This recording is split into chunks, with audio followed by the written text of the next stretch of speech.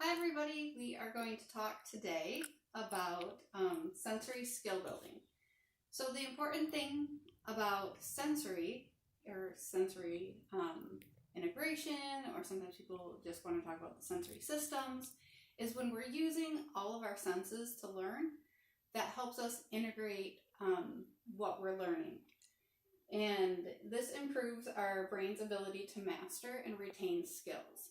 So when we're getting input in using more than just one sense, then we're much better able to retain that information and pull it out later and use it. So with kids, this is easy, and you don't need anything expensive. This is definitely an area where I'm very passionate that families do not need to spend a lot of money on toys and extra things. Really, between nature and what we use every day in our house, kids have plenty of ways to learn and gain information through sensory experiences. So one of the fun things that I like to do is take some cardboard, and it can be the inside of a cereal box, just any old cardboard box ripped open, and then I'll get a little dish of water. I'll do this with any age kids. Sometimes parents are a little nervous because things might get a little messy, they might get wet, but it is just water. So I'll just put a little bit of water, just enough so they can get their hands wet. And we're going to paint. So what we're doing is we're integrating our visual motor system. We're going to get that touch, that auditory feedback. We're going back and forth so parents can do this with kids and they can imitate, oh, I'm going up and down. Or you're going round and round, round and round. So really you don't need to have a bunch of fancy paints or anything like that. Some cardboards, like cereal boxes, turn up a lot darker, and so that's sometimes those kind of boxes are a little better, but as you go through, you can kind of see the different marks. You can work on letters, things like that, but really this is also something that once you break it open, this will dry, you can do it again, so you don't even need to go through your whole recycling to get the materials to do this. You just need some water and an empty box. So the next thing I like to do is along the same lines, except you just take any kind of baking sheet or a tray, something with a little bit of edges, and I'll dump a little water in it, and just a couple of drips of soap. Sometimes I'll put a little bit more water in there, depending on how much you trust your kids. Again, this is just a little bit of water, so this isn't going to mess up your house too terribly bad, and it's just soap and water, so it's not going to ruin their clothes or ruin your carpet or anything like that. But just getting them in there and, using some, especially with toddlers and things like that, just using some sound effects and going, and they like to see how they can get that bubbles, and it's a little bit more of a slippery, slimy feeling, and they can smell the soap, and so you can talk and you can say, splish splash, I was taking a bath. And it's really, you don't even have to work that hard, because once kids start splashing and they get that feeling and they can get the auditory and the smell and all of the things that go with it, they're usually pretty motivated just to do it on their own. So that is a very simple sensory experience that you can do with your child.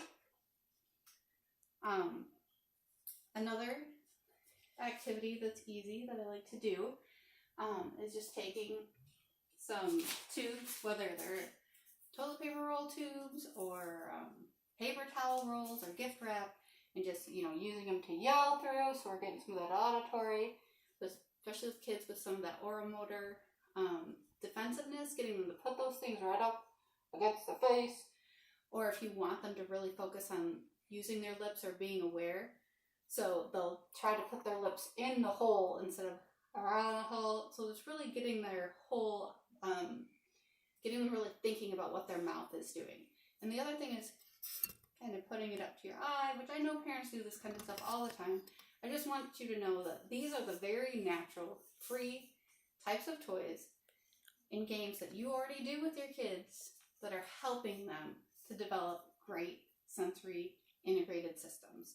So, when we're putting this up, we're teaching them, okay, we're going to close this eye to see, and then you got to look through this one, and they've really got to kind of focus and control that visual motor system.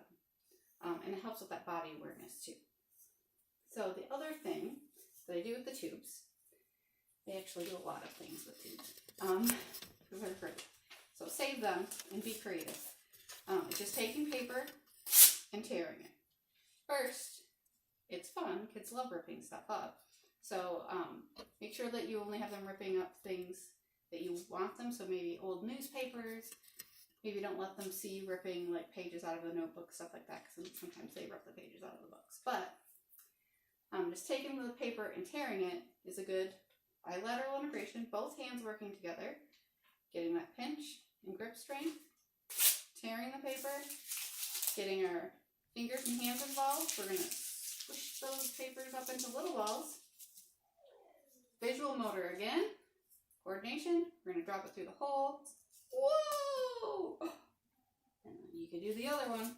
Whoa! And sometimes that's fun if you have a bucket and you can get it to fall into some other stuff. It's just a fun game. Sometimes too, you can get the oromotor in there, put it in there and go. And, you know, it's funny because they're toddlers and they don't mind. I get weirder the longer, you know. So, another good old-fashioned sensory experience is the kitchen drum set. So, just anything you have, Tupperware, metal.